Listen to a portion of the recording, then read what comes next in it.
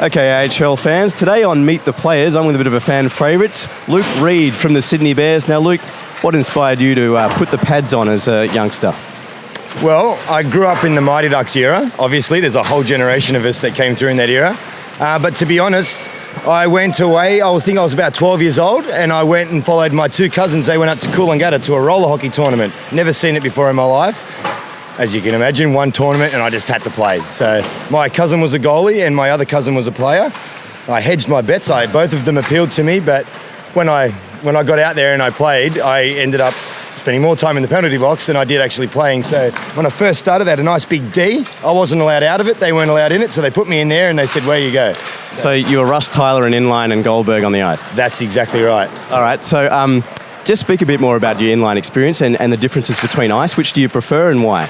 Oh, well, they both have their ups and downs. I mean, with inline, you don't have the slippery surface, so when you're down and you're sprawled out, you seem to be able to recover a lot easier. But if you have a stretch play where you need to go from one side of the net to the other, there's no lateral sliding in inline, so you've got to work a lot harder, stay on your feet a lot longer.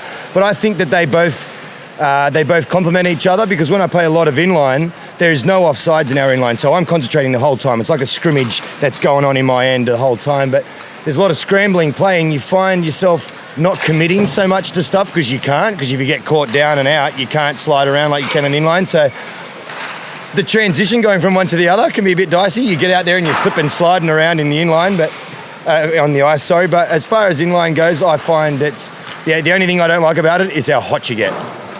So it's sort of like carpet burn par excellent. Yeah, at Max Arena where we play most of our games, they've got these big fans above the roof and they keep you cool, but those fans aren't everywhere you go. So when you turn up at a warehouse in a little dingy inline rink somewhere and it's 40 degrees, when you walk in it's 65 degrees when you put your gear on. So just like me in a suit most nights. But anyway, now one thing fans may not know about you, you're big into drag racing because of your old man. Yep.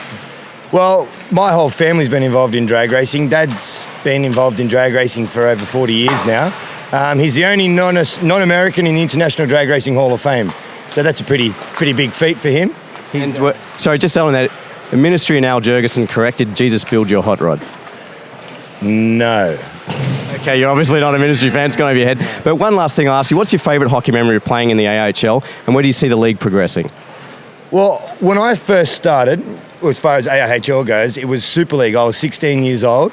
It was still very much an amateur sport. Where it is now, it is a semi-professional sport. You've got the sponsors, you've got TV coverage, you've got fans in the stands. We didn't have that back when I was 16 years old, playing Super League out at Macquarie Centre against guys like Vladdy Rubes and the Tyler Loverings and all those guys. I was around in those days and it was very much different to what it is now.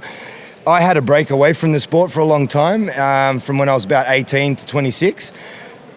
Where the sport came from when I was 18 to when I came back to when I was 26 is mind-blowing, the difference that, I was like, where have I been? Like, what has happened? Like, the changes, the teams. We've got this rink, for example, so a lot of things change. As far as the facilities go, that's the real big step up that I can see.